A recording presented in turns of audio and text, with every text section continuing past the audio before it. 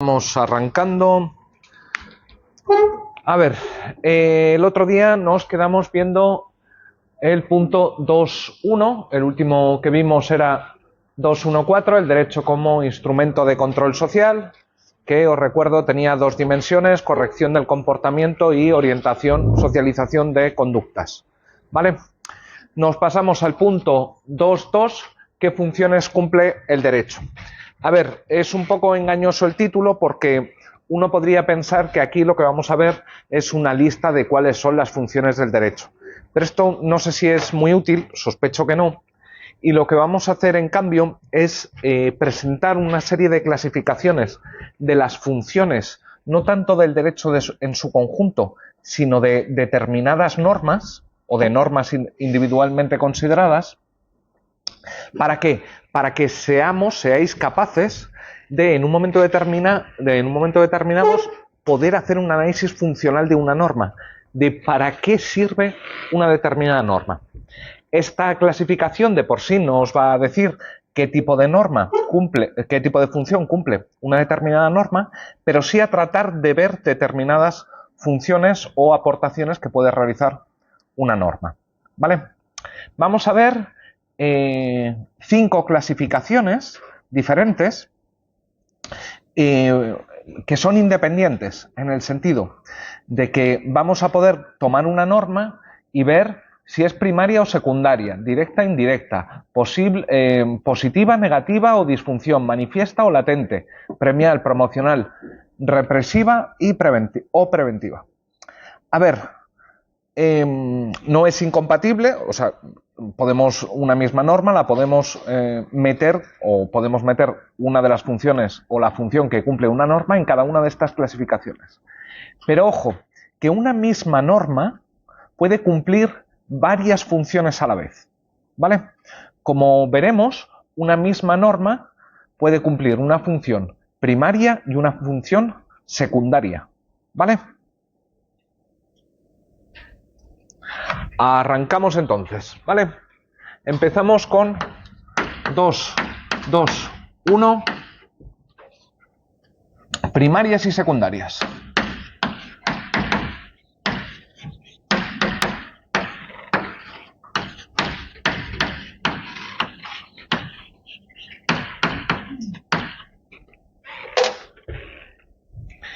Mirad, una función primaria, empiezo primero por la explicación y luego os doy los ejemplos. Las funciones primarias se caracterizan por dos cosas, ¿vale?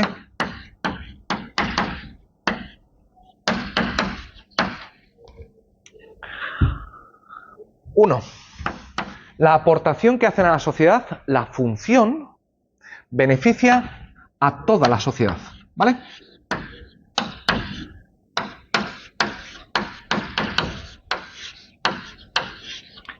Y dos, justifican la existencia del derecho.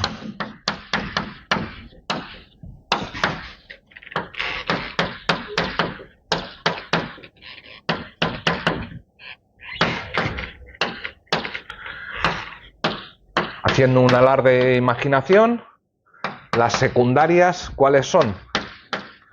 Las que no benefician a la sociedad, sino al funcionamiento del derecho, al mejor funcionamiento del derecho.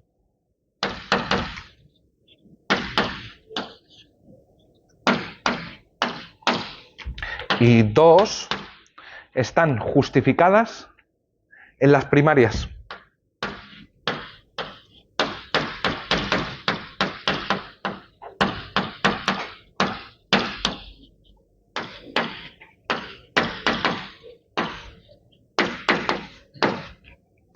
¿Vale? Sí. ¿Y si solo benefician a un sector de la sociedad? También. El punto... No, primarias. Ah, vale. Lo que nos va a servir para distinguirlo es si mejoran el funcionamiento del derecho o de la sociedad o de una parte de la sociedad, ¿vale? A ver, una norma claramente con una función primaria, la prohibición de asesinato. La prohibición de asesinato, ¿en qué sentido cumple una función primaria? Pues claramente beneficia esta sí a toda la sociedad. ¿Por qué? Porque evita que se produzcan muertes. ¿Vale? ¿Justifican la existencia del derecho? Claro. Una de las razones por las que tenemos derecho es para tener paz social. La paz social parece que viene ayudada por la prohibición de cometer homicidio. Si no, sería un poco complicado. ¿Sí? Norma que cumple una función secundaria. Las normas que establecen los procedimientos judiciales o las normas que rigen los procedimientos judiciales. Por ejemplo, el derecho procesal. ¿En qué sentido el derecho procesal cumple mayoritariamente una función secundaria? Porque no es que tengamos un derecho procesal por el mero gusto de tenerlo, sino para mejorar el funcionamiento general del derecho. Imaginaros, espera, déjame terminar la frase. Imaginaros que tenemos un sistema penal, un conjunto de normas penales, pero no tenemos mecanismos para su aplicación. ¿Sí? No servirían probablemente de nada. Norma que cumple una función secundaria sería, por ejemplo, las normas que establecen el proceso o, en general, como estaba diciendo vuestra compañera, las normas, el derecho procesal. ¿Por qué?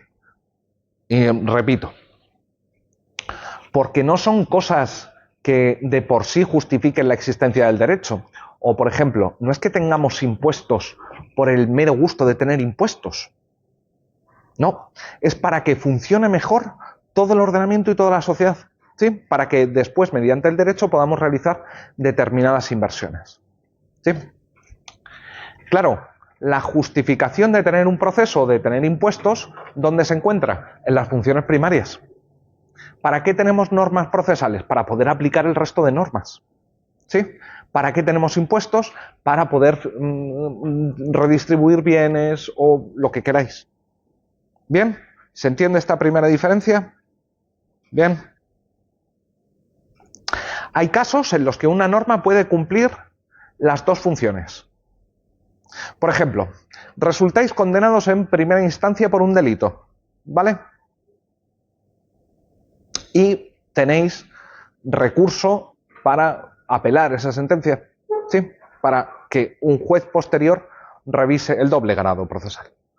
Para que un juez posterior revise si vuestra condena fue conforme a derecho o no. A ver, esta norma cumple claramente una función secundaria. ¿Por qué cumple claramente una función secundaria? Pues porque ayuda a que el derecho funcione mejor. Claro, si tenemos doble grado, tenemos que las condenas tienen que ser vistas al menos 2 veces, nos vamos a asegurar mucho más de que no se aplique mal el derecho penal, no se aplique mal en el sentido de que no haya personas que han sido condenadas cuando en realidad no llevaron a cabo los hechos, por poner un ejemplo. ¿Sí? Pero la norma que establece el derecho al recurso también cumple una función primaria. ¿Por qué? Porque permite a todos los sujetos la posibilidad de que su caso sea sometido a revisión. ¿Esto beneficia a los sujetos? Sí, claro. Es menor la posibilidad de error si hay doble revisión o si hay una revisión de la primera sentencia. ¿Sí? ¿Se entiende esto? ¿Sí? ¿Por allá al fondo también? ¿Bien? ¿Sí? ¿No tenemos problemas con estas? Repite.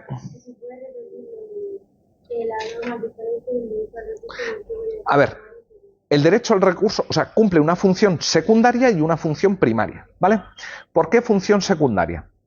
Porque si tenemos un mecanismo de revisión de doble instancia, lo que estamos haciendo es hacer que el derecho funcione mejor. ¿Por qué el derecho funciona mejor? Porque se va a aplicar el derecho penal en este caso únicamente a aquellos casos en los que las personas hayan cometido los hechos. ¿Sí? ¿Por qué primaria? Porque le da a cada sujeto la oportunidad de que su caso sea visto no una vez, sino 2. Y esto es algo que beneficia al propio sujeto, no al funcionamiento del derecho. ¿Vale? Normalmente las normas tienen o una función primaria o una secundaria. Es raro que tengan las dos, pero es posible. ¿Vale? Funciones directas e indirectas.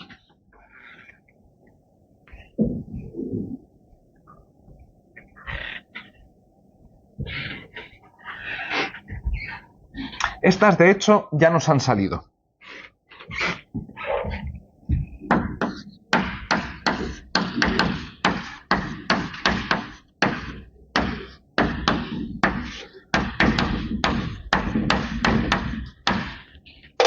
A ver, una función directa es aquella que se ve satisfecha, se cumple, cuando los destinatarios de las normas cumplen con ellas. ¿Vale?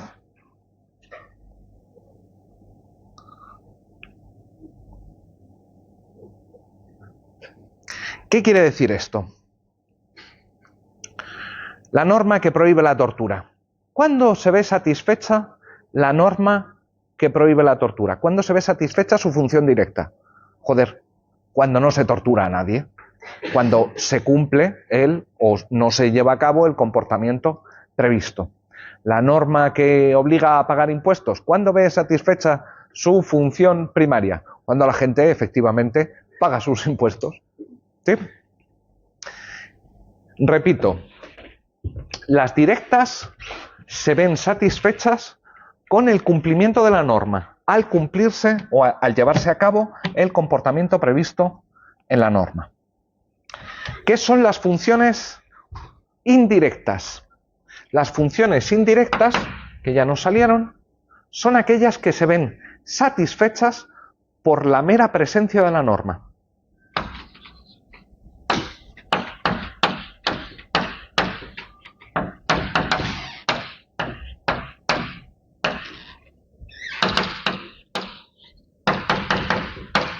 Ya nos salió el ejemplo clásico de esto.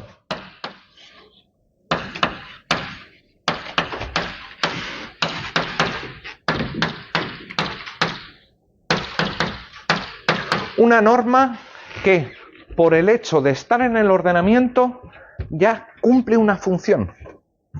Había una muy clara, que era la norma del matrimonio igualitario. ¿En qué sentido? En que aprobar la norma del matrimonio igualitario, más allá de que nadie se casase, o de que alguien se casase, modificaba la percepción social sobre las personas homosexuales. Claramente, esto en España fue un cambio importante. Se pasó de que era un comportamiento tenido como raro, al menos, ¿sí?, desviado socialmente, recuperando cosas de ayer, de la semana pasada, a un comportamiento perfectamente normal. ¿Sí? En una, o por ejemplo, pongo un ejemplo de norma que puede cumplir función directa e indirecta. A ver, la del matrimonio igualitario, claro, cumple una función indirecta porque cambió las percepciones acerca de las personas cuando se aprobó la ley. ¿Pero cumple también una función directa? Sí, claro, cuando llega la gente y utiliza la norma para casarse, claro que cumple una función. ¿Qué función? Permitir a las personas homosexuales que conviven o con una relación afectiva formalizar un vínculo, por ponerlo. ¿Pero puede ser indirecta solo? ¿Puede ser indirecta solo? Sí. ¿Cuándo sería solo indirecta? ¿Cuándo qué? No, pero... ¿cómo era tu nombre? Perdón.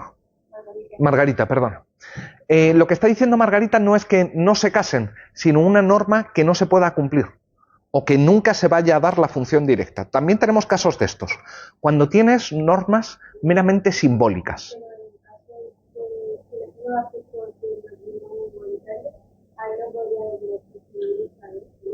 No podría, no, hombre, si nadie se casase, no se cumpliría ninguna función directa, la función directa. ¿No? Pero no, hay casos que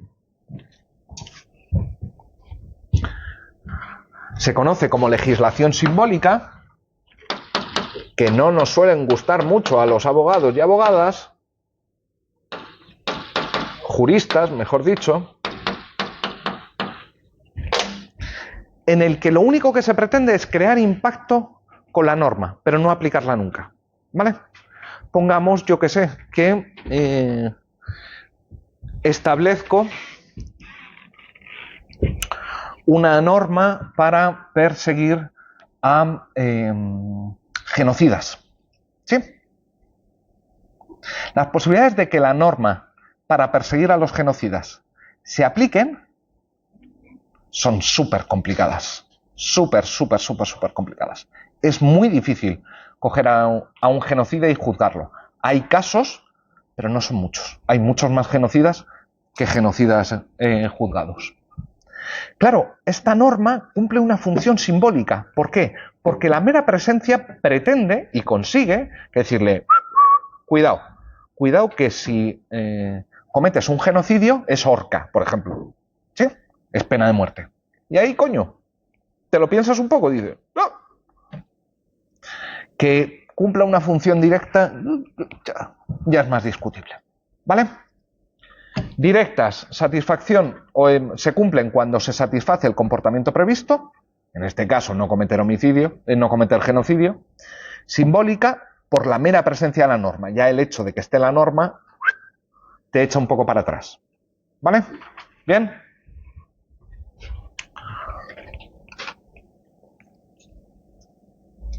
Positivas, negativas y hay que añadir disfunciones.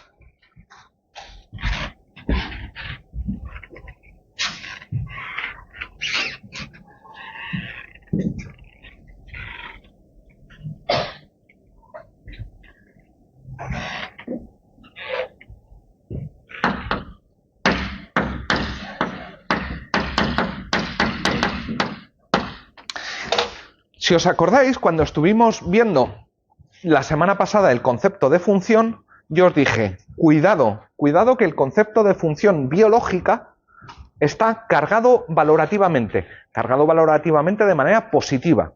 Se piensa que va a ser siempre una aportación positiva. De hecho, suena muy extraño preguntarse acerca de cuál es la función del cáncer. ¿Sí?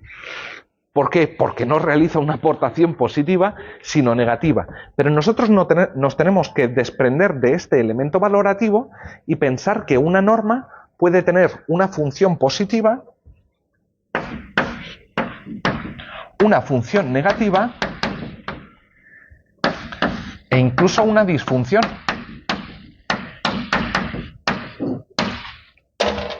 Expliquemos.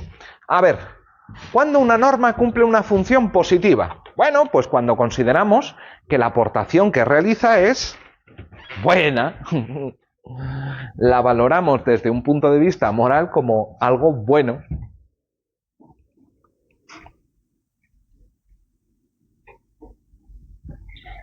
Por ejemplo, las normas que establecen las penas agravadas para el caso de maltrato de hombre a mujer o de violencia de género.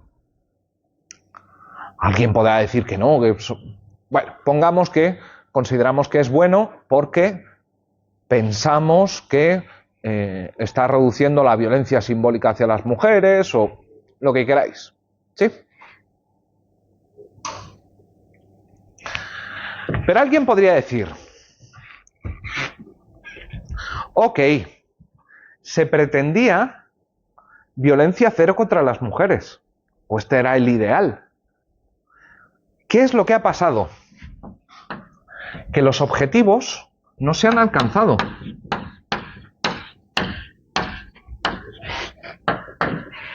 Hablamos de disfunción para hablar de mal funcionamiento, ¿vale? Cuando hay un funcionamiento no suficientemente bueno, la norma pretendía alcanzar una función, un objetivo, realizar una aportación y no lo está consiguiendo, ¿sí? Alguien podría decir, la norma que pena la violencia de género ¿está consiguiendo sus objetivos? Pues en día, pues muy poquito, muy poquito. Entonces, ¿cuál sería un ejemplo de una positiva? De una positiva, las multas sobre los impuestos. Si no pagas la recaudación de impuestos, si no haces la declaración de impuestos y pagas lo que te correspondan, te vamos a sancionar. ¿Esta funciona? Joder, funciona súper bien. Hay casos en los que no, pero es raro que una norma tenga una eficacia o consiga completamente alcanzar su función. Hablamos de disfunción para referirnos a esos casos en los que ha habido un gran problema con la eficacia de la norma.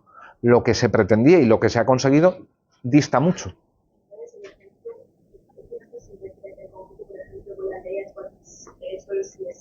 Que en vez de poner más penas, ha sacado a los violadores a la calle. Eso es más bien una función negativa. ¿Qué es una función negativa? Una función negativa es cuando tú esperas que el establecimiento de una norma genere un beneficio para la sociedad y en realidad está generando un perjuicio.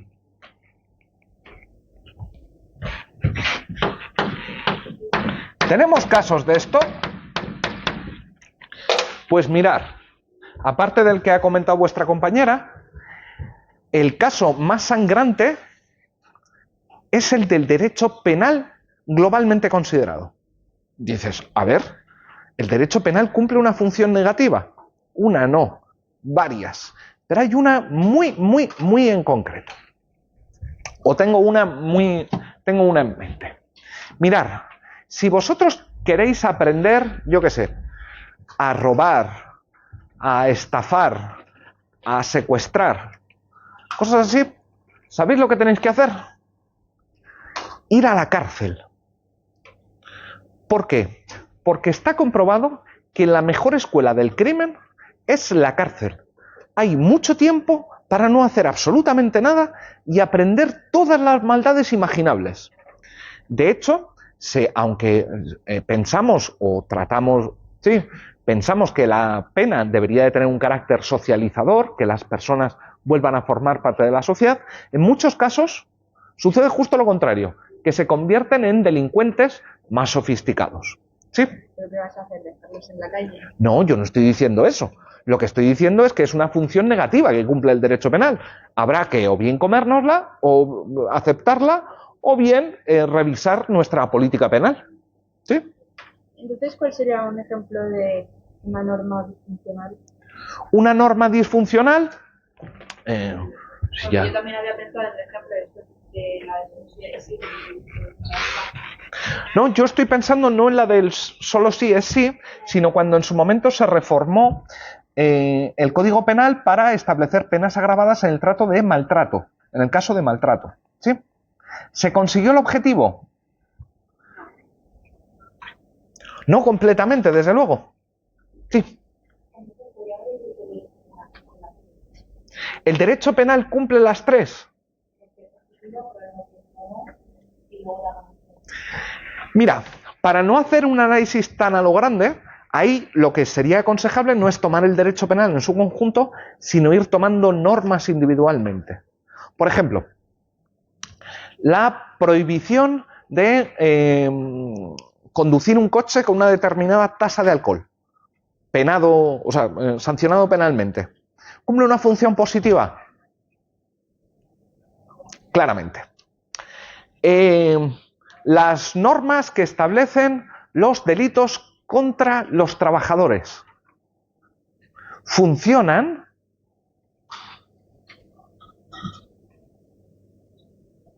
Regulín. O las normas que están pensadas para perseguir a las personas que hacen elusión fiscal, no evasión. La elusión es cuando lo que haces es presentar artificiosamente un determinado negocio jurídico para tributar menos. Margarita es hija mía, le quiero donar en vida para que no tenga que pagar el impuesto de sucesiones. ¿Y qué es lo que hacemos? Formamos una sociedad en la que ella pone el trabajo y yo pongo el capital. Y a los 5 días disolvemos la sociedad y ella se queda el capital. ¿Sí? ¿Estas normas funcionan al 100%? No. ¿Por qué? Porque la elusión fiscal hay muchos más elusores, muchos más tributaristas, digámoslo. Mucho más tributaristas que rapidez de la agencia tributaria o del legislador. Así que, ¿funciona al 100%? No. Una función negativa, claramente, son las normas que establecen, o que ha cumplido una función negativa, son las normas que establecen la suspensión de condenas, no, perdón, la aminoración de condenas en el caso de dilaciones indebidas. ¿Pretendía la norma generar una alarma social como la que se ha generado con el proxenetismo de menores? Pues evidentemente no. Es una gran cagada. ¿Sí? ¿Bien?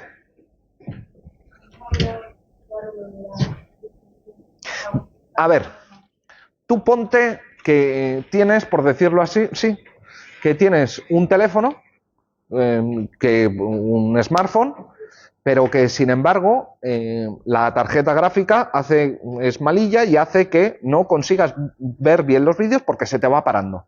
El teléfono es disfuncional. Las funciones que tendría que cumplir no las está consiguiendo cumplir porque no estás viendo los vídeos bien. ¿Sí? En el caso de una norma disfuncional, alguien podría decirte incluso que la mayoría de normas son disfuncionales. ¿Por qué la mayoría de normas son disfuncionales? Porque, salvo raras excepciones, ninguna consigue sus objetivos al 100%, ninguna cumple la función así del todo. ¿Sí? Bien. Manifiestas y latentes.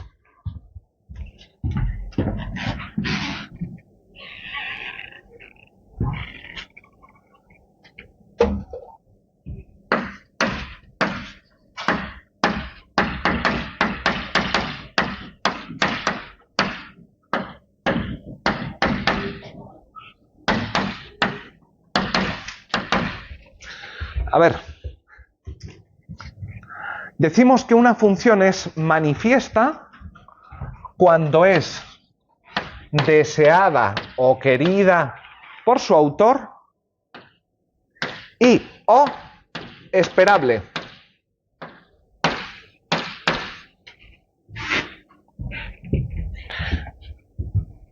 Hablamos de función latente cuando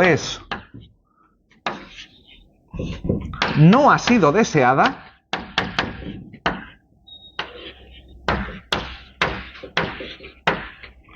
y o no esperable.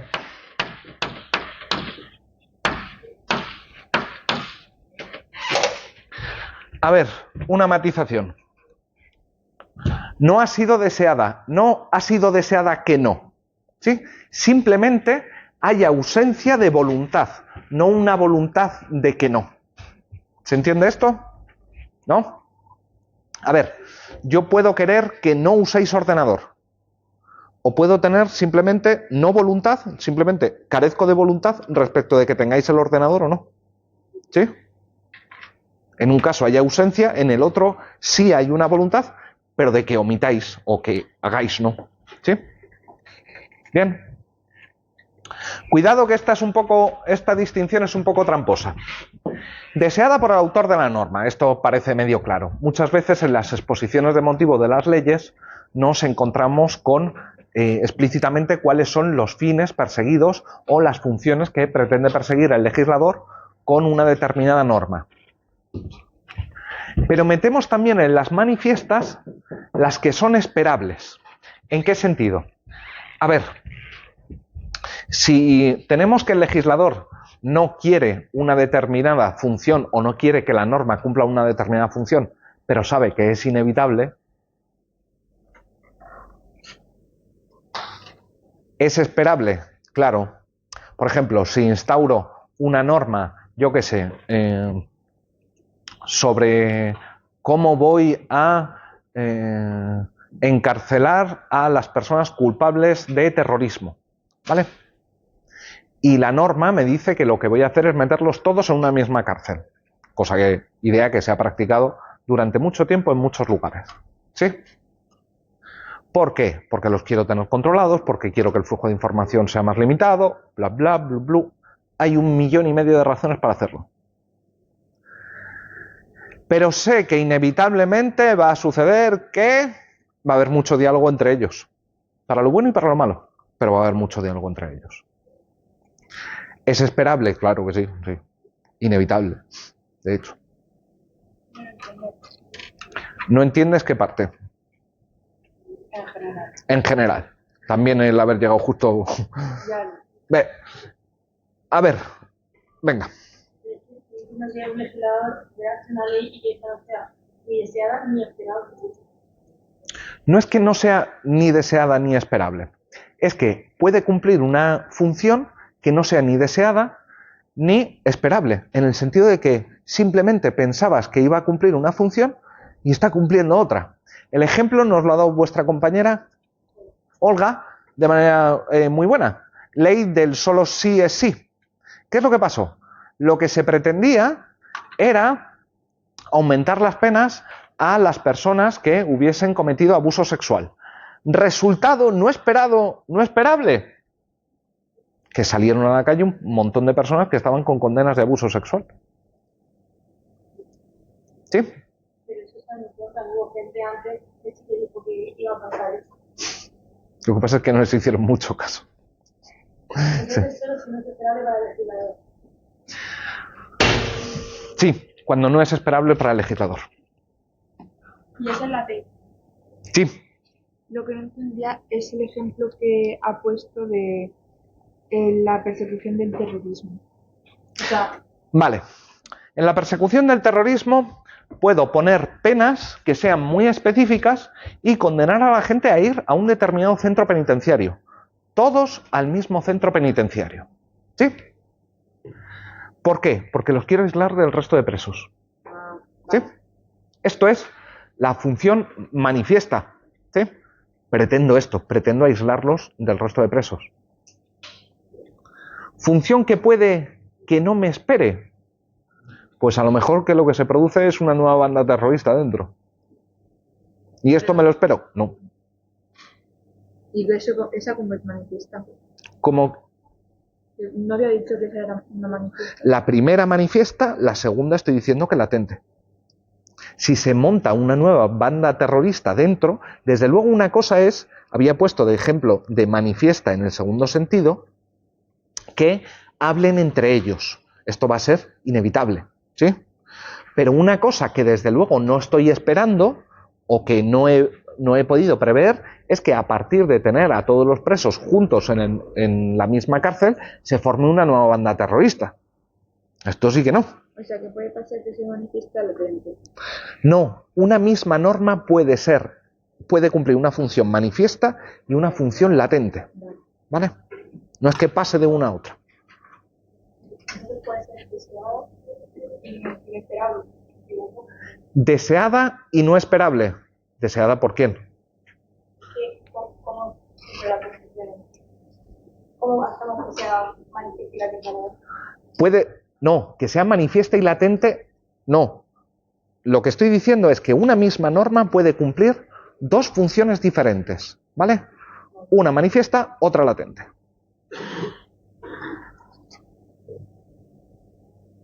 ¿Bien ahí?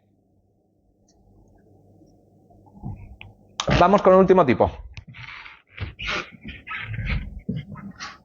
O la última clasificación, mejor dicho.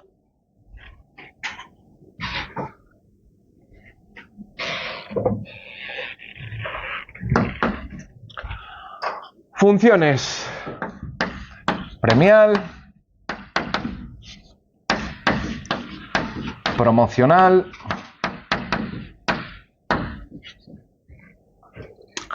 Represiva y preventiva. Represiva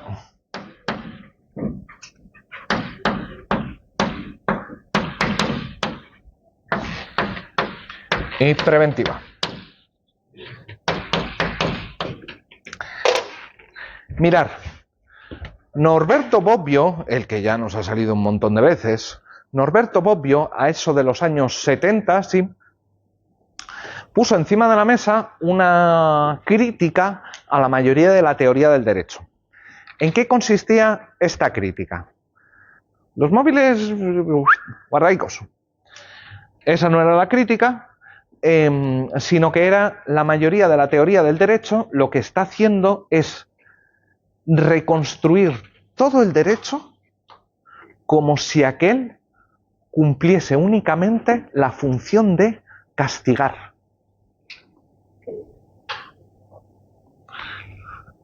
la función de castigar. Y dice, el derecho puede que en algún momento de la historia haya sido así, haya satisfecho sobre todo una función de castigar. Pero hoy en día estamos hablando de los albores del Estado social. Hoy en día esto es absurdo pensar que cumple una función sobre todo represiva. Dice, es sobre todo de otros tipos. A ver, para entender esto, lo que tenemos que hacer es entender bien en qué consiste un castigo o la función represiva. ¿Qué es un castigo? Un castigo es proporcionarte un mal cuando después de que tú hayas llevado a cabo un acto. ¿Sí? ¿Ese cuál es? Esto es la función represiva. Un castigo consiste en reprimir. ¿Has hecho algo mal? Te castigo. ¿Sí? Te reprimo.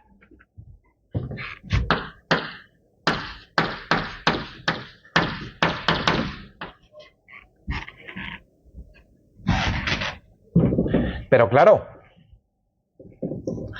decía el bueno de Bobbio, no es que únicamente el derecho cumpla la función de castigar, sino que la amenaza del castigo hace que la gente no lleve a cabo los comportamientos que desatan el castigo. En este sentido, el derecho previene. Tiene, antes de que lleves a cabo el comportamiento, ¿qué es lo que hace? Te promete un mal, ¿vale? ¿Y qué es lo que conseguimos preveniendo con la amenaza de este mal? Que la gente no lleve a cabo el comportamiento previsto, ¿sí? O sea que puede cumplir una norma, una función represiva y preventiva a la vez. Todo el derecho penal cumple al mismo tiempo una función represiva y otra preventiva, ¿vale?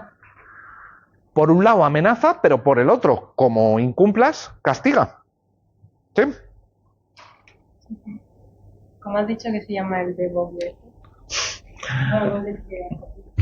Ya lo hemos visto antes, pero es Bobbio. Nada. No he entendido qué es lo que defendía. Lo que defendía es que el derecho no solo cumple estas dos tipos de funciones, sino que el derecho propio del Estado social de derecho no solo tiene el palo, sino que también utiliza la zanahoria. ¿En qué sentido? En que el derecho, si te portas bien, te da premios.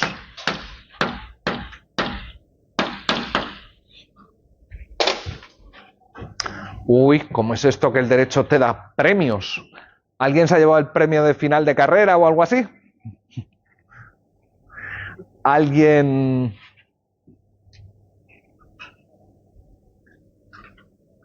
ha obtenido un beneficio por haber hecho algo? Te dan una beca. Mira, aquí hay una diferencia importante, porque cuando te dan una beca, dependiendo de cómo sea la beca, puede ser una función premial o promocional, o ambas al mismo tiempo. A ver, cuando tenemos un premio es que te dan algo bueno después de que hayas hecho algo. El premio al mejor licenciado, a la mejor tesis doctoral. Sí, claro. Las normas que establecen el premio final de carrera están reguladas dentro del ordenamiento de la facultad, que en el fondo es parte del derecho. Somos una entidad de derecho público. Sí. ¿Podría aportar, por ejemplo, la negociación entre el fiscal y La, perdón. la negociación entre un fiscal y un delincuente para trabajar más o menos si le otorga algo? Claro, lo que pasa es que no te diría que eso es un premio, porque no es que estemos recompensando en ese caso un comportamiento considerado socialmente valioso. Para que haya premio, tenemos que considerar que eso está bien. Y claro, el que ha delinquido nunca nos parece... Ya, pero, por ejemplo, ¿usted conoce el caso de Alcácer? Sí. Pues imagínese que el Ricard hubiera dicho, sé dónde está inglés, y hubiera dicho dónde está inglés. Realmente se está ofreciendo algo. Entonces sí sería función premial, tienes razón. Vale. Y una recompensa, por ejemplo, alguien dice, el Estado dice, damos 2 millones de euros, pasó muy loco, si nos das información de este asesino. ¿Es Premial. Claramente premial. ¿Sí? ¿Y por qué sería promocionar una beca? ¿Por qué sería un promocionar una beca? Porque a ti la beca te la dan por algo que has hecho o por algo que vas a hacer. ¿Por algo que has hecho? A ver, hay varios tipos de becas. Hay gente que tiene becas por haber tenido muy buenas calificaciones. ¿Sí? Este es un tipo de beca, claro, que cumple una función premial. A los mejores estudiantes les damos becas. Pero hay otro tipo de becas del ministerio que no dependen de las notas. ¿Cómo? Dependiendo de la situación económica. ¿Y esas qué hacen? Esas te dicen, mira, para que tú puedas hacer algo que consideramos que está bien, como estudiar una carrera, antes de que la empieces, te vamos a ofrecer un incentivo. ¿Sí? El bono cultural, claro. ¿No habéis hecho nada para mereceros el bono cultural? Pues no es que hayáis hecho nada en particular. Lo que se está haciendo es promocionar determinado tipo de gasto. ¿Sí? No depende de las notas el bono cultural, ¿no? Es bastante la peleo. Tampoco para tanto. Y la mitad de la gente que la pide física no le llega, y si la pides en el móvil, el ejemplo la condomina no hay enseñar. Casos de disfunción. ¿Sí? ¿Vale? Nos decía Bobbio, ojo que el Estado de Derecho, el Estado social de Derecho, cuando establece pensiones, las pensiones que son un castigo o algo preventivo para que no se cometa un mal, en el fondo son un premio por toda una vida de trabajo. ¿Sí? Cuando lo que estamos haciendo es tratar de que se creen más pymes y les ofrecemos el kit digital, que es prácticamente regalarle un ordenador y la instalación del router, ¿qué es lo que estamos haciendo? Le estamos diciendo, para que hagas algo en el futuro, para que hagas lo que sea con tu pyme, para que desarrolles tu pyme, te damos un beneficio antes de que lo hagas. ¿Sí? El Estado social de Derecho está hasta arriba lleno de normas de carácter premial y promocional, pero plagadita, no es una excepción, es muchísimo. ¿Sí? Todo el derecho de seguridad social es o bien premial o bien promocional. ¿Sí? ¿Puede ser ambas a la vez? Claro, cuando tenemos una beca que cumple las dos funciones, la premial y la promocional. ¿Por qué? La beca te la doy para que estudies, pero ¿por qué te la he dado? Por haber sacado muy buenas notas. ¿Sí?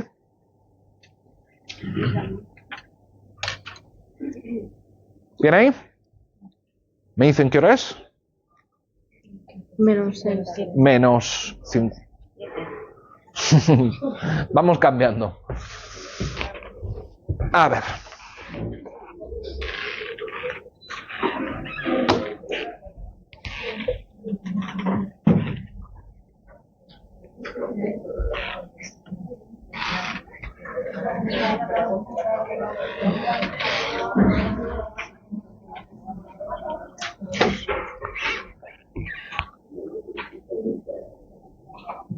Venga, hagamos la pausa ya y empezamos. Hay 3, ¿vale? O hay 4. Hasta hay 3 y 4. Sí, porque ya cambiamos de tema.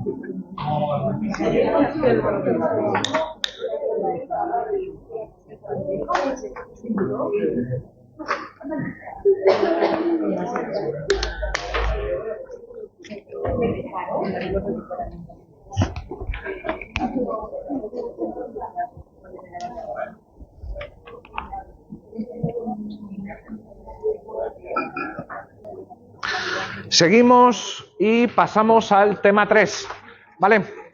Aquí el tema 3, que es ¿qué son las normas jurídicas? ¿Qué relaciones mantienen entre sí? Que es en realidad el tema central de este curso, ¿vale? Es el que más tiempo nos va a llevar a analizar. Abandonamos entonces el ámbito de la sociología del derecho, más dado a las funciones, a la relación de las normas con los hechos, para adentrarnos en las normas en sí mismas. ¿Sí? La pregunta que está puesta ahí al principio, ¿qué son las normas?, va a ser en realidad nuestro inicio.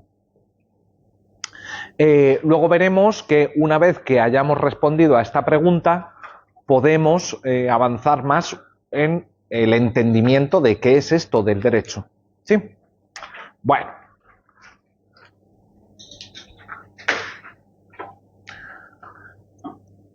¿Has visto alguna vez una norma jurídica? Sí. ¿No? ¿Ninguna?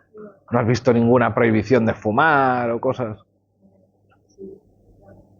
En plan...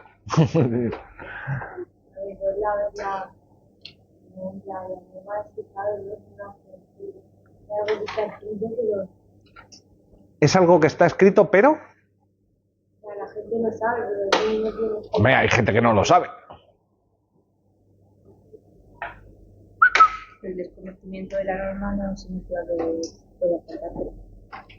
El desconocimiento de la norma no significa que pueda saltártela. ¿Usted ha visto alguna vez una norma? ¿No ha visto nunca una norma? El artículo del Código Civil, el 1.1. Coño, pero eso no es una norma. Claro. Es una norma. Mirar, lo primero que tenemos que hacer para poder abordar sensatamente o adecuadamente el tema de qué son las normas es una aproximación de tipo lingüística. Este curso es un curso de teoría analítica del derecho, y la teoría analítica del derecho ha sido sobre todo una teoría lingüística del derecho, es decir, una teoría que ha concebido el derecho como un lenguaje, ¿vale? ¿Significa que el derecho es solo y exclusivamente lenguaje? No, esto sería un poco o muy reductivo, ¿sí? Pero esto no significa que no sea la aproximación que más nos puede servir a nosotros. Por lo tanto, nosotros a partir de ahora vamos a adoptar una aproximación al derecho como un lenguaje sofisticado, muy sofisticado, hiper sofisticado, pero palabras más, palabras menos, palabras. ¿Sí? Bueno, pero si es de palabras, de lo que estamos hablando, bueno, las palabras parece, o el uso del lenguaje, parece que se rige por una serie de reglas lingüísticas. No es que cada cual hable según le parezca, sino que tratamos de usar o adaptarnos a las reglas lingüísticas. Básicamente porque si no, no nos entendería nadie. Si no seguimos las reglas del lenguaje, y a esto lo llamo balón de fútbol, estoy escribiendo con el balón de fútbol. Si todo el mundo no se llamara esto balón de fútbol. Perfectamente, si todo el mundo le empieza a llamar a esto balón de fútbol, entonces habremos cambiado la regla lingüística sobre qué significa la expresión balón de fútbol. Pero si tú, Margarita, le vas diciendo a la gente que el profesor estaba escribiendo con un balón de fútbol, la cara va a ser de extrañeza. Va a decir, ¿qué tal? O sea, o el profesor está muy loco, o tú no entiendes qué significa la palabra, la expresión balón de fútbol.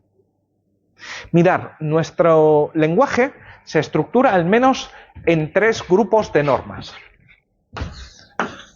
Las reglas de la semántica, del 3.1, las reglas de la sintáctica y las reglas de la pragmática. A ver, punto de orden funcional. Que esté todo muy estructurado así queda muy bonito, pero yo en ningún momento os voy a preguntar en examen, cuénteme el punto 3.2.1. De hecho, no voy a usar ni ese título, ¿vale? Venga, seguimos. Se corresponden a 3 aspectos diferentes de nuestro lenguaje. Mirad, las reglas semánticas son las reglas sobre el significado de los términos o expresiones.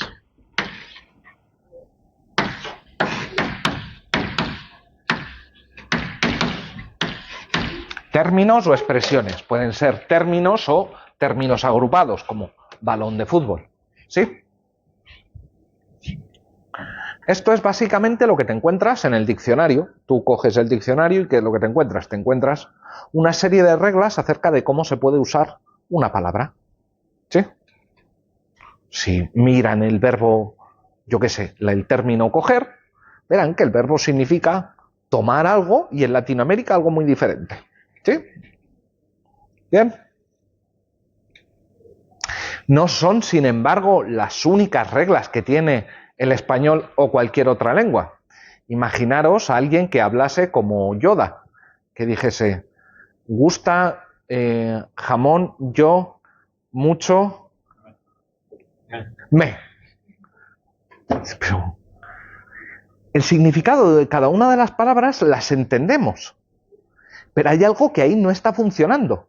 No está funcionando el orden de las palabras, las estructuras gramaticales o estructuras sintácticas. Sí, pero consideramos que no está bien dicho.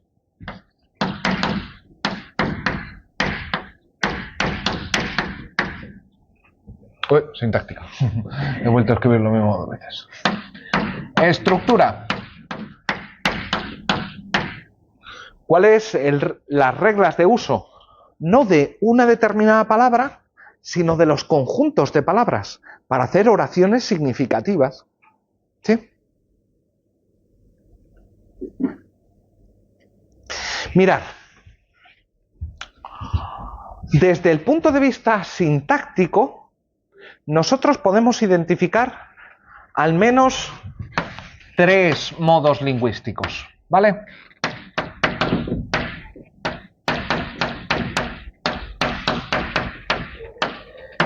Modos lingüísticos. Tenemos, como bien sabéis todos, ¿La pragmática? Es que me pierdo. ansiedad de tenerte en mis brazos. A ver. Es que me pierdo. Espera. Si todo está bien calculado, no es que se me haya olvidado lo de la pragmática. ¿Vale? Lo que quiero es que veamos por qué el aspecto semántico y sintáctico puede resultar insuficiente para comprender el significado de las oraciones.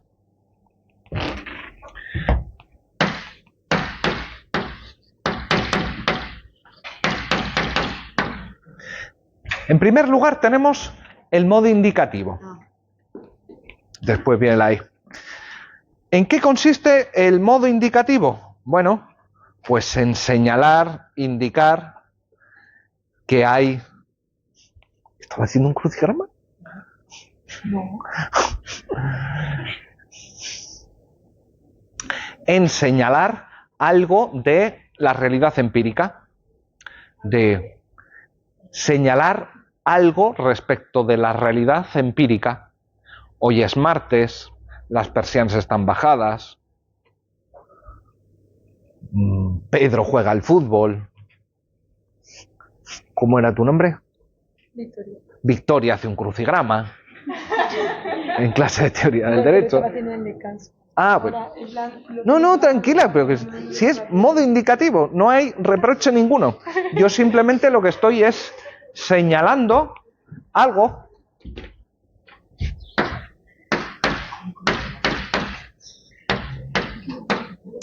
Bueno, el modo indicativo suele caracterizarse por un marcador semántico, un símbolo, un signo semántico, que es el verbo ser, estar. ¿Sí? Cuando estamos en el modo indicativo, es muy frecuente que aparezcan los verbos ser, estar u otros similares.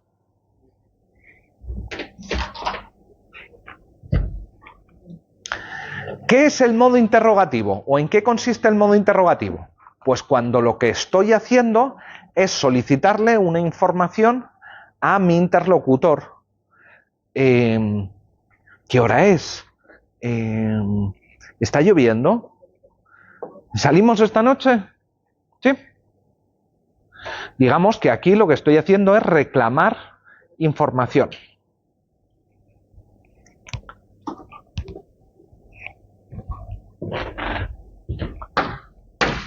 Tengo también el modo imperativo. Por cierto, dentro del interrogativo, el marcador clásico son los signos de interrogación.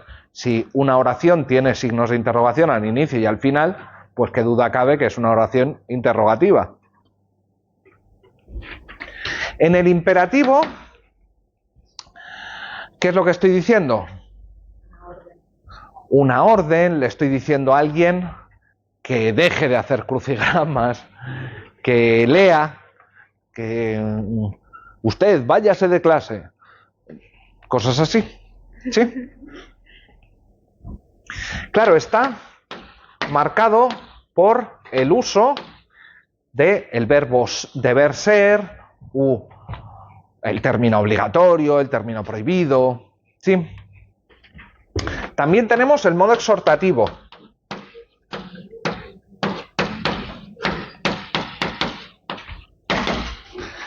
Que es básicamente para expresar emociones. ¡Yujú! ¡Viva! Caracterizado por los marcadores lingüísticos de los signos de admiración. ¿Sí?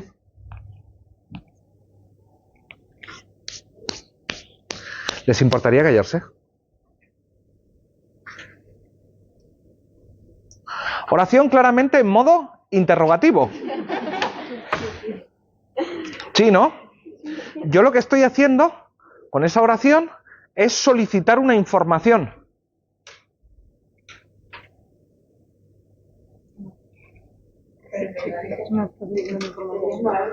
No estoy en absoluto. No estoy en absoluto solicitando ninguna información. ¿Sí? De hecho, los modos del lenguaje no nos podemos fiar de los modos del lenguaje. ¿Por qué? Porque yo, a través de una pregunta, puedo estar dirigiendo el comportamiento.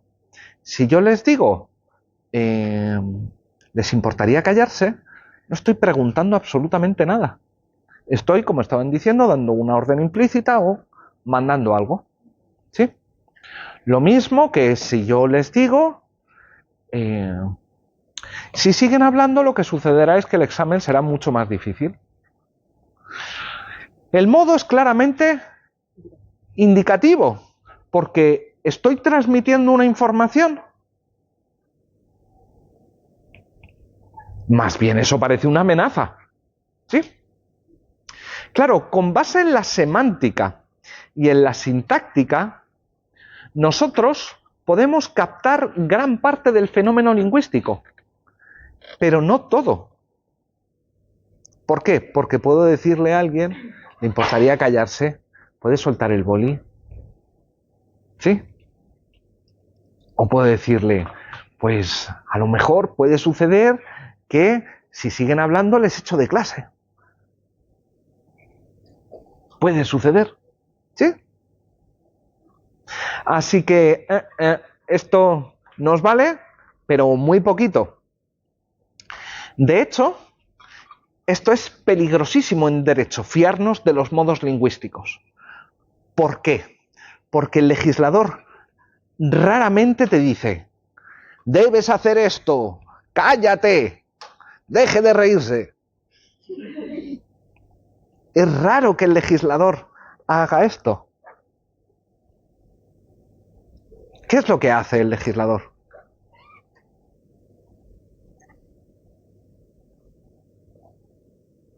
Tucutú.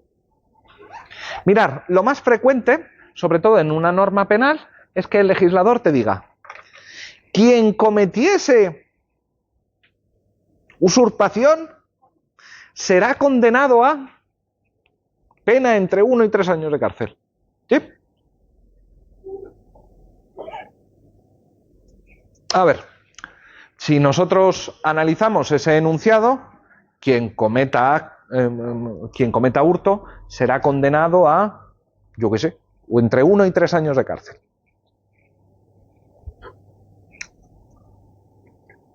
Será condenado. Verbo ser al futuro. Si es verbo ser al futuro, entonces es, joder, pues lo que hace el ola del tiempo. Está haciendo una predicción acerca de qué cosas sucederán mañana. Las personas que cometan hurto serán condenadas a entre 1 y 3 años de cárcel. ¿Sí? ¿Seguro?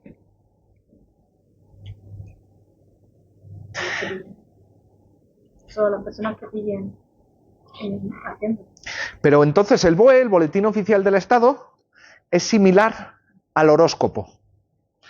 Nos pone las predicciones, Cáncer va a ir a la cárcel, Capricornio al trullo, pero no por ser Cáncer. Es que no es solamente sino cómo está calificado. Porque algo puede ser calificado como tentativa de asesinato, tentativa de homicidio, delito de lesiones. Pero realmente, hombre, los jueces lo que le da la gana un poco. Pero realmente el BOE funciona como esto, como enunciados que versan sobre hechos futuros.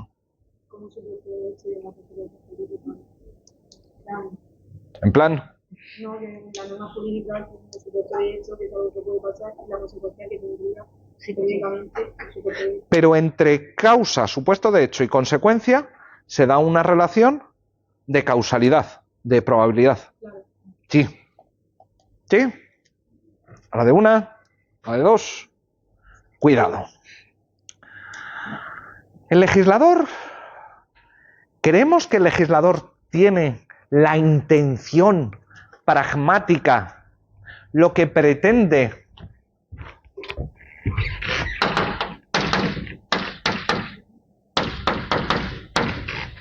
es lo mismo que puede pretender un sociólogo del derecho cuando dice, pues mira, creo que esta norma sí la van a aplicar y la van a aplicar de esta manera? ¿Es esto lo que está haciendo el legislador?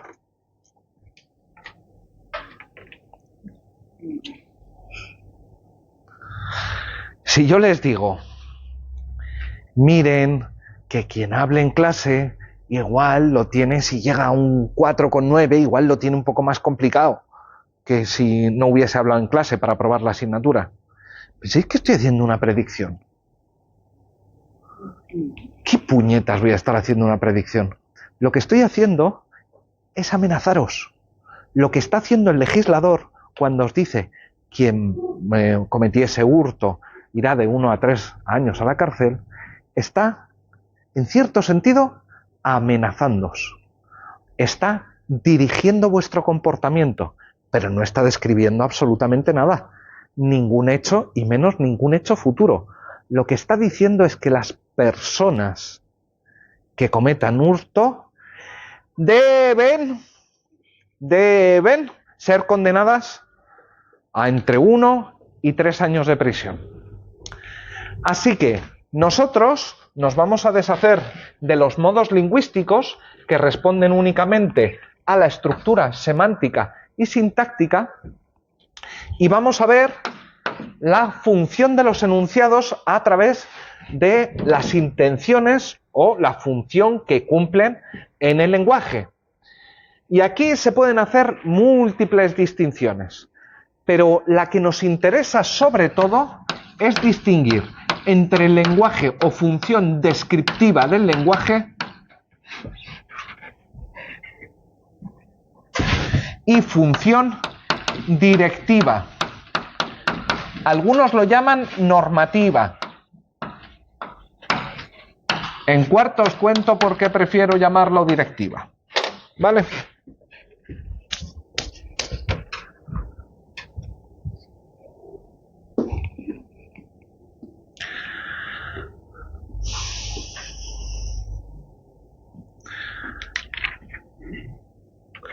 Yo puedo decir, hay un móvil encima de la mesa. O también puedo decir, hay un móvil encima de la mesa. A que no estoy haciendo lo mismo, en absoluto. Esto, o la diferencia entre estos dos enunciados, la vamos a intentar captar a través de la distinción entre enunciados descriptivos y enunciados directivos. Lo primero que tenemos que tener claro es que los enunciados descriptivos son susceptibles de ser verdaderos o falsos.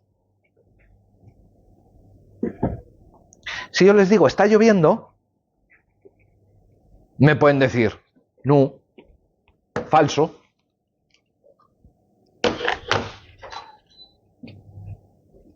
¿Lleva usted un jersey azul? Sí, verdadero. Hoy es domingo. Falso. Controlemos un poco la incontinencia verbal. Que ya me he perdido. Sin embargo, los enunciados directivos o normativos,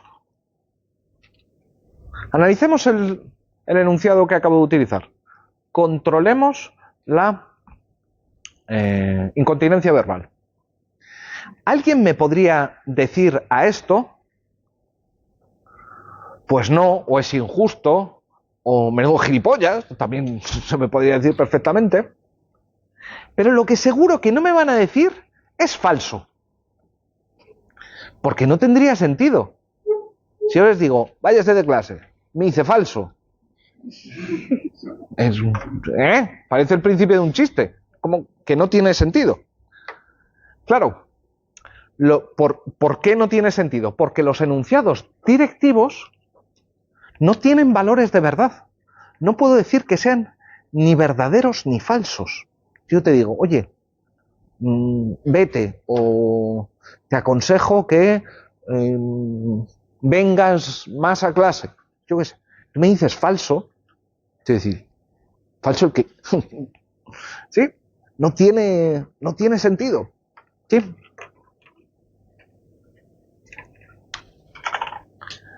Ha habido autores que han tratado de, o ha habido un autor, John Searle,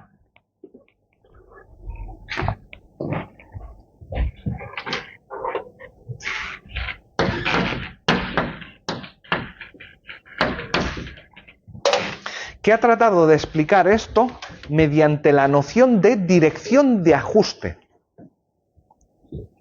¿Qué es esto de las direcciones de ajuste? Mirad, lo que dice Searle es que en los enunciados ajuste, en los enunciados descriptivos, cuando lo que pretendemos es dar cuenta de la realidad, describir algo, la palabra, el enunciado, intenta ajustarse a cómo está el mundo. Se dice que tiene una dirección de ajuste, los descriptivos, palabra a mundo. Es la palabra la que ¿está lloviendo o no está lloviendo? Bueno, tengo que hacer mi enunciado verdadero, tengo que adaptarlo a cómo está ahí fuera, tengo que ajustarlo a la realidad. ¿Sí? Mientras que en los enunciados directivos o normativos, la dirección de ajuste es la contraria. ¿Por qué?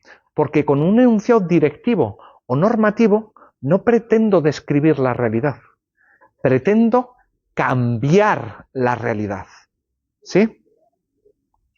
En este sentido, es el mundo ahí fuera el que tiene que adaptarse a mi palabra. Si yo les digo, guarden los móviles o dejen de escribir, lo que pretendo es que el mundo, ustedes, se adapten a mi mandato, a mi palabra, ¿sí? A mi enunciado directivo. La diferencia, por tanto, entre enunciados descriptivos y enunciados directivos es que los primeros tienen valores de verdad, los segundos no. Y en los primeros, la palabra es la que se tiene que adaptar al mundo, mientras que en los segundos es el mundo el que se tiene que adaptar a la palabra. ¿Sí? ¿Sí?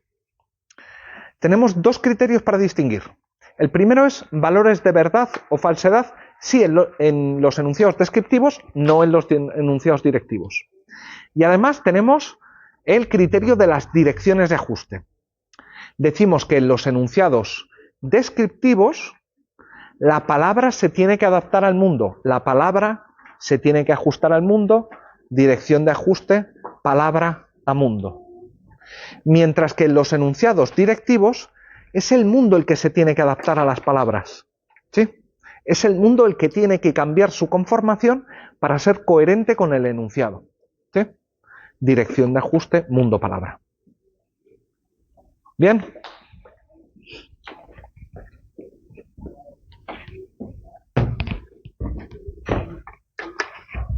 ¿Podría poner un ejemplo de descriptivo?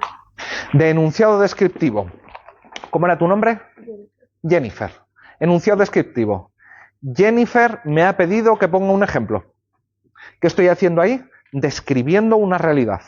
Yo podría decir, Olga me ha pedido un ejemplo. Pero si digo Olga me ha pedido un ejemplo, sería un enunciado con valores de verdad, pero falso. ¿Sí? Si yo en cambio le digo a Jennifer, copia, escribe, ese no tiene valores de verdad. Ahí lo que estoy pretendiendo es que tú modifiques el mundo para adaptarlo a mi comportamiento. ¿Vale?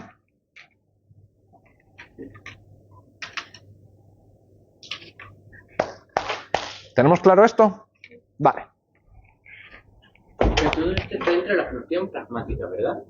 Sí.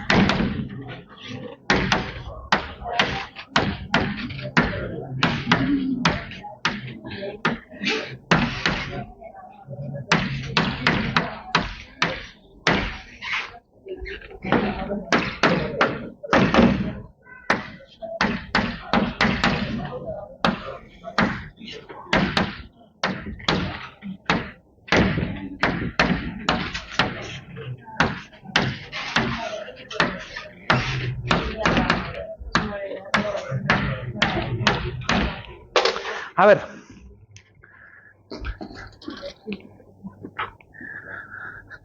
El primer enunciado que he puesto en la pizarra, si caliento agua a 100 grados, hervirá, parece un enunciado descriptivo. El segundo enunciado, quien mate será condenado a 15 años,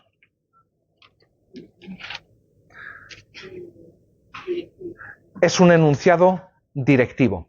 Pero si os fijáis, ambos enunciados tienen forma condicional.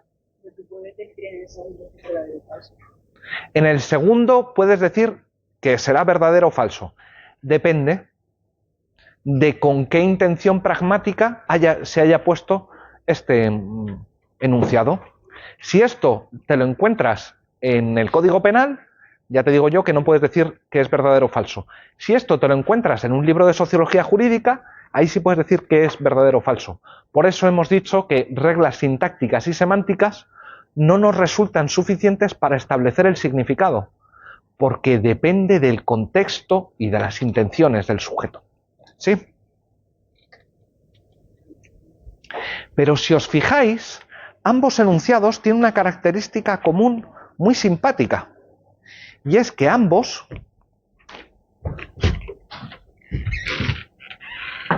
tienen una estructura condicional.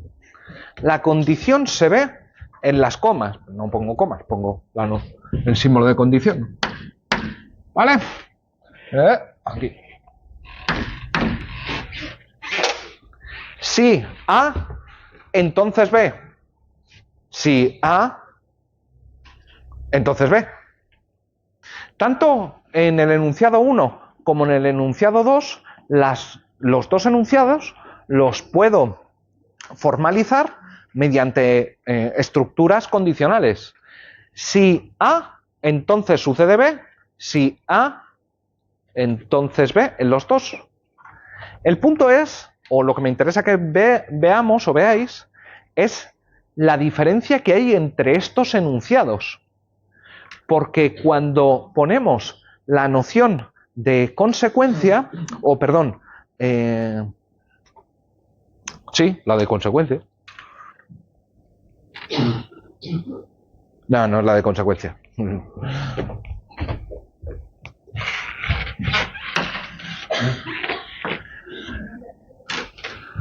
¿Todo bien? ¿Nadie que muera? No, en mi clase, por lo menos. En ambos casos, la conectiva significa cosas muy diferentes. ¿Por qué? Porque si yo digo, si caliento agua a 100 grados, ¿qué pasa si no hierve? ¿Cómo? ¿Qué no es agua? Bueno, depende de la altitud, nivel de salinidad, pero no se me va a ocurrir regañar al agua. Decirle, agua, ¿qué haces que no estás hirviendo? Porque el nexo que hay entre antecedente y consecuente es un nexo de causalidad.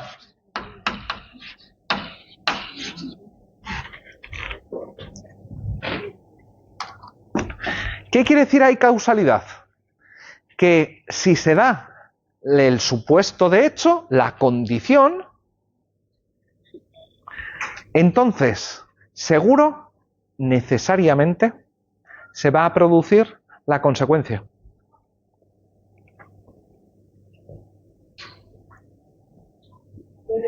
Sí. En un enunciado condicional de tipo descriptivo, o descriptivo de tipo condicional, el nexo entre las dos partes, entre el antecedente y el consecuente, entre la condición y la consecuencia, es un nexo de causalidad.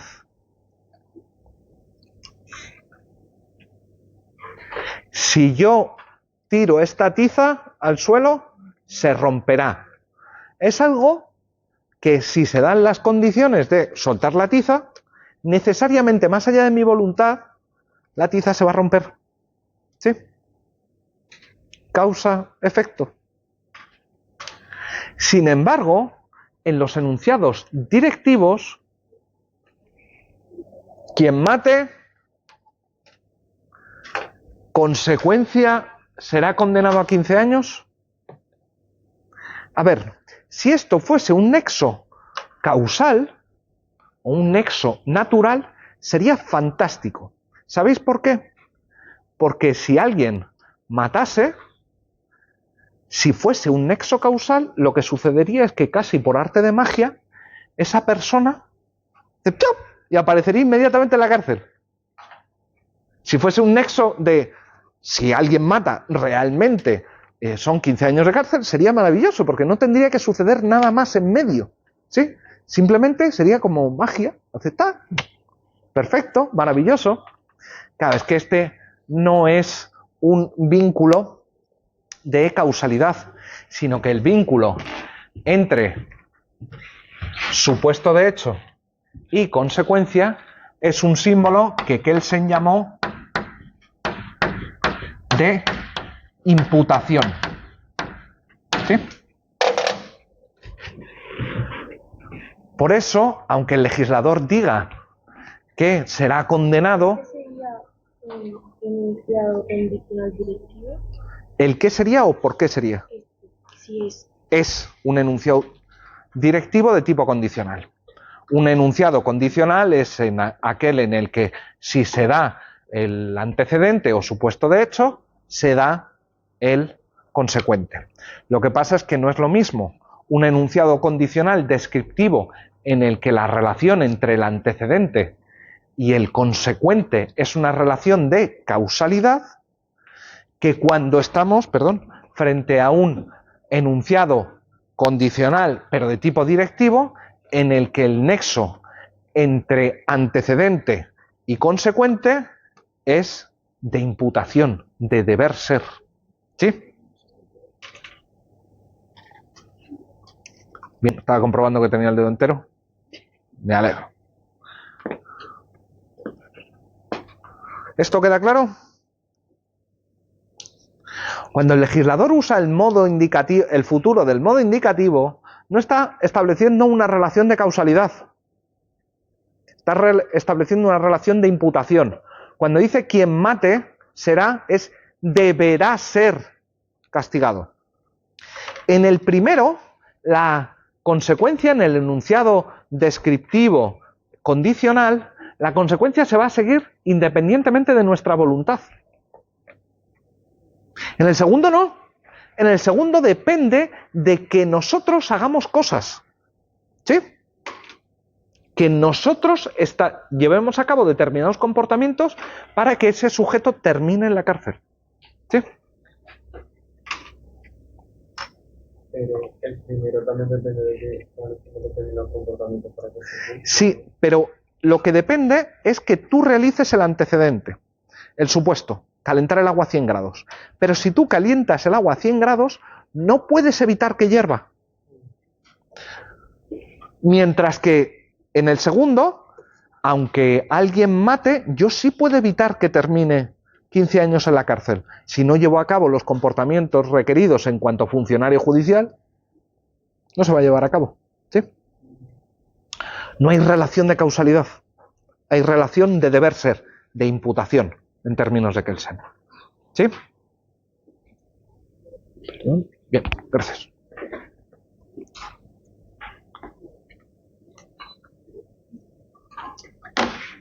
¿Dudas sobre esto? ¿No? ¿Todo clarísimo? Profesor. ¿Esto qué uso le vamos a dar? Esta mierda no sirve para nada. No, no me refiero a eso, pero... Espera. Nosotros sabemos que tenemos enunciados que sirven para dirigir el comportamiento. Los enunciados que no son de carácter descriptivo, sino directivo. Directivo porque dirigen el comportamiento. La pregunta que me interesa ahora responder es la de 3.1.2. Vale. ¿Son las normas entidades lingüísticas? Si yo os digo, guardad los lápices, yo qué sé. ¿Qué es la norma ahí? O, sí, ¿qué es la norma ahí? ¿Dónde encuentro la norma? Mirad, pongamos que ahí detrás hubiese un cartel que pone prohibido fumar. ¿Sí? Bien, cartel grande ahí, prohibido fumar.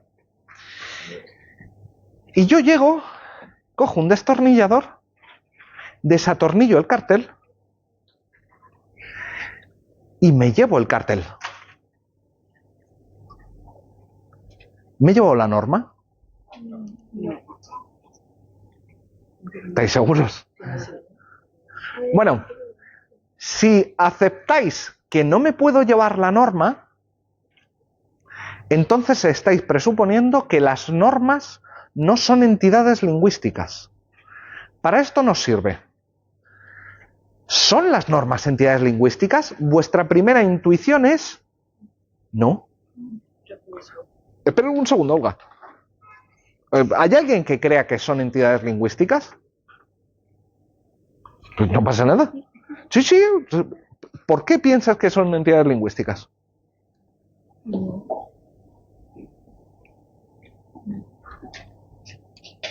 Mirad, la cuestión no es tan sencilla. De hecho, en el departamento, en el área de filosofía del derecho de la facultad, yo soy el único que piensa que no son entidades lingüísticas.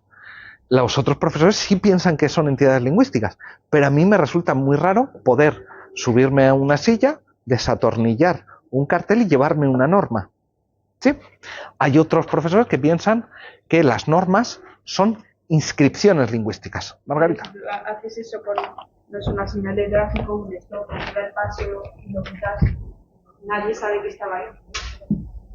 Pero una cosa es que no sepamos que hay una norma y otra cosa es que esté la norma.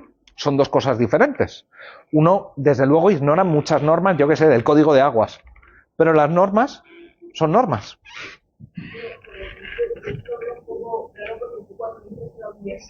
O algo yo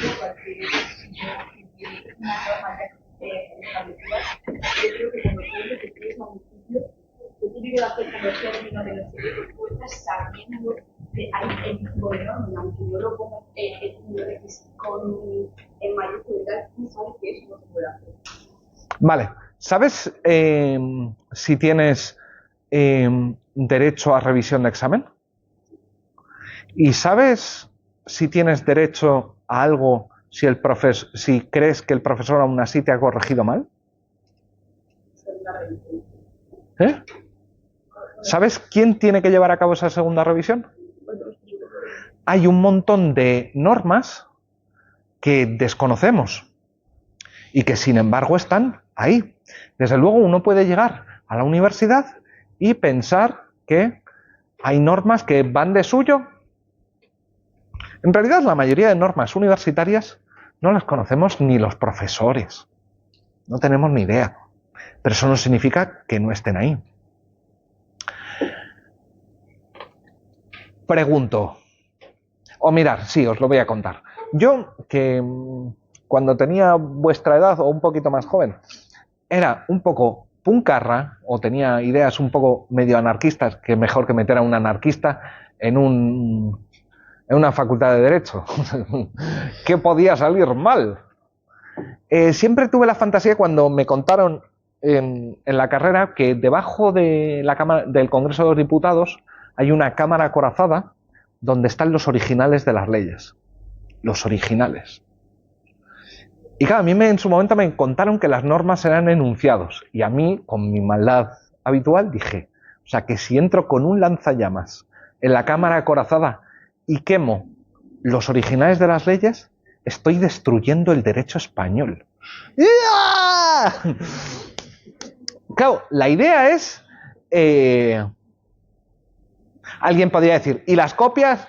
Venga, vamos a por todas, quemamos todas las copias. Y las digitales, todas. Lo quemamos todo. Todo, borrado, destruido o a martillazos con el disco duro. La pregunta es, ¿siguen existiendo esas normas? Sí, pero en regímenes totalitarios, cuando eliminaron el derecho anterior, se dejó de aplicar. Pero una cosa es que haya normas que se dejen de aplicar o que sean derogadas, que es lo que estás diciendo tú. Y otra cosa muy distinta es que la norma haya sido eliminada. Mirad, lo que estáis presuponiendo tiene grandes ventajas, como pensar que por el hecho de que te lleves un cartel, no es que te estés llevando una norma. O si yo cojo el cartel y lo destruyo, no estoy destruyendo la norma. Puedo destruir el texto que presentaba, ponía, creaba la norma. Pero tiene un problemita lo que estáis pensando todos. Y es, ¿Y cómo destruyo la norma?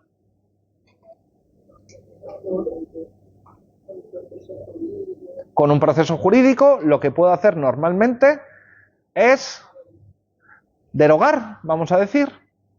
Pero la derogación, como ya veremos, la derogación consiste en sacar una norma del ordenamiento jurídico. Una norma que antes formaba parte del ordenamiento jurídico, después deja de formar parte del ordenamiento jurídico. Tan sencillo como eso. Lo grafico.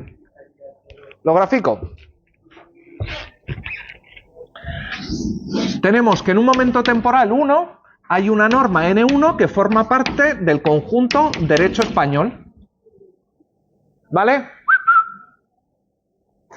Y en un momento temporal 2, en ese conjunto derecho español, la norma N1 ya no está. ¿Sí?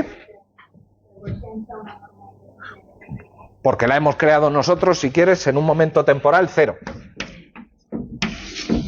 Hemos dicho que creamos la norma N1. ¿Sí? Si esto es así, como alguien estaba diciendo por ahí por lo bajini, N1 deja de formar parte del conjunto. Pero no es que desaparezca, simplemente no está en el conjunto. Si yo expulso a un amigo de mi círculo de amigos, dejará de ser parte del círculo de amigos, pero no lo estoy destruyendo. ¿Cómo destruyo una norma? Pero será una norma nula.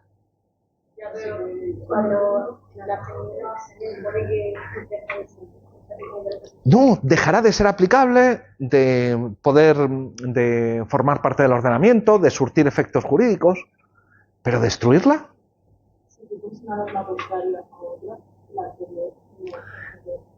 Implosionan, hacen.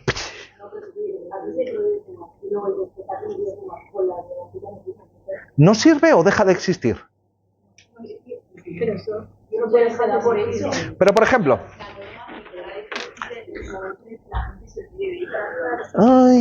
sobre esto tenemos un problema. ¿El derecho romano existe o no existe? Sí. Coño, pero si nadie lo aplica. ¡Ay! ¡Que te han pillado con el bacalao! Pero es la base del derecho, entonces la tenemos. Vale, las normas del derecho ya no existe, pero existió. Y entonces lo que estudias en romano no existe. La ley Pues es que un curso de... No dejan de existir hasta que todo el mundo las olvida. Mirar, lo que estáis diciendo es otra intuición muy buena. Hasta que todo el mundo las olvida. Esta forma de entender las normas no se refiere a ellas no se refiere a ellas como entidades lingüísticas, sino que serían pensamientos, sentimientos. La idea es buena. La idea la han tenido varios autores a lo largo de la historia y algunos han considerado que una norma no es nada más que un sentimiento de obligatoriedad. Cosas que uno siente, tienes el sentimiento de tener que hacer algo. La sensación de que hay algo que hay que hacer. Entonces la gente no lo hace. Entonces, bueno, alguien podría decir que pasa que la norma existe para unos sí, para otros no. Este es uno de los problemas de esta forma de entender las normas. No de la moralidad. Alguien te podría decir que, bueno, es cuando hablamos de la existencia de normas, hablamos de que una generalidad de personas la acepte. Y que si esa generalidad o la totalidad desaparecen, desaparece la norma. Pero a mí se me ocurrió un contraejemplo terrible. Mirad, esto es verdad. Andaba yo de turisteo. Sí, en Roma, en las termas de Caracalla. Y de repente miré al suelo y vi 3 agujeros en el suelo. Y dije, ¿qué es eso? Y levanté la cabeza y era un cartel que ponía que esos 3 agujeros eran de un juego de los romanos que se jugaba típicamente en las termas. Redescubierto recientemente. A ver, los juegos son básicamente conjuntos de normas. El fútbol es un conjunto de normas, el baloncesto, el ajedrez por excelencia, ese sí que ahí no hay nada más que normas. Normas, normas, normas, normas. Yo me pregunto, ese juego del que se habían olvidado, de que todas las personas que sobrevivían, que estaban vivas, ninguna recordaba el juego. Cuando descubrieron que ahí había un juego, lo inventaron, entonces es que no había desaparecido nunca. Y si no había desaparecido nunca el juego, entonces no es una cosa que dependa ni de los enunciados ni de nuestros sentimientos de obligatoriedad. Y esto puede sonar muy raro y es muy raro. De hecho, nos compromete con aceptar la existencia de cosas de dudosa existencia. Yo creo que las normas son algo parecido al significado de los términos. Lo que pasa es que para distinguirlo de los significados, los llamamos, algunos, contenidos proposicionales.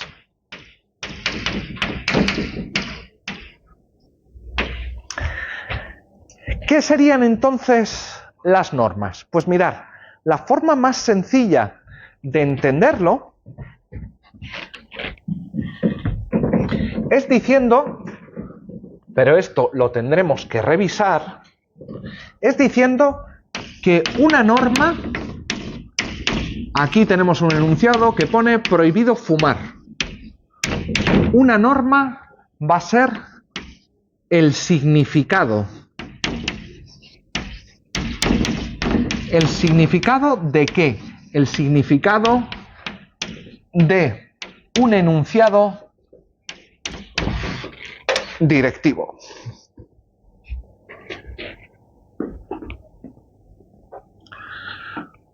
¿Por qué esto es complicado?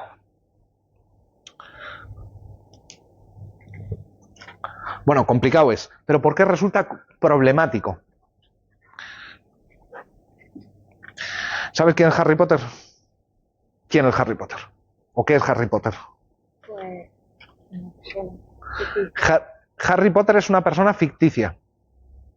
Imaginaos por un momento que sale mañana la Rowling y os dice que, yo qué sé, Harry Potter en realidad es hijo de Satanás, que nos ha engañado a todos y que es hijo de Satanás. Diríamos, esta mujer ha perdido el juicio. Diríamos, no, ¿a que no?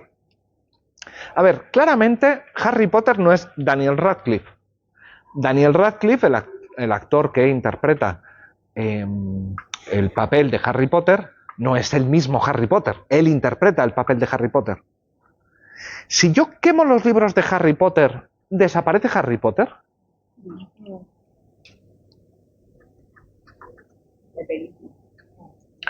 Las películas. Si quemo también las películas de Harry Potter. Porque la gente que los ha leído ya forman parte de su recuerdo, de sus películas, de su... ¿Y si nos morimos todos y lo redescubren dentro de un siglo? Harry Potter... No lo sé, ponte que... O hemos mandado una sonda al espacio y nos vuelve... Seguiría existiendo porque existen los textos. Si es así, si sigue existiendo porque existen los textos, entonces descuelgo el cartel de prohibido fumar y quemo la norma. O quemo todos los... Si nos morimos todos, o sea, también nos tenemos que morir todos para que... Las intuiciones son contradictorias, pero ya os digo que la que a mí me parece más solvente es aceptar que Harry Potter existe en el mismo sentido que existen las normas. Son entidades que nosotros podemos crear, pero que no podemos destruir. Que no son entidades lingüísticas, ni cinematográficas, ni orales. Que son el significado que extraemos a partir de ciertos textos, o películas, o fonemas, ¿sí?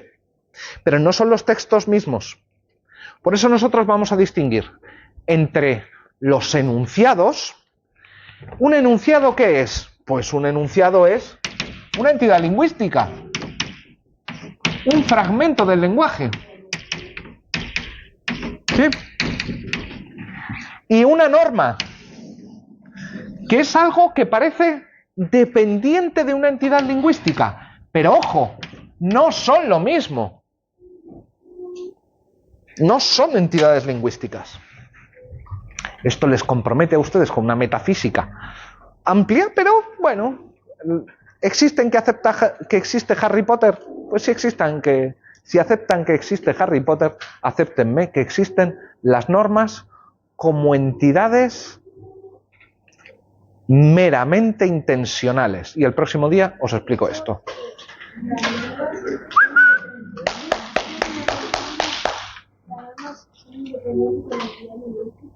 Son parcialmente dependientes de las entidades lingüísticas, pero no son lo mismo que entidades lingüísticas.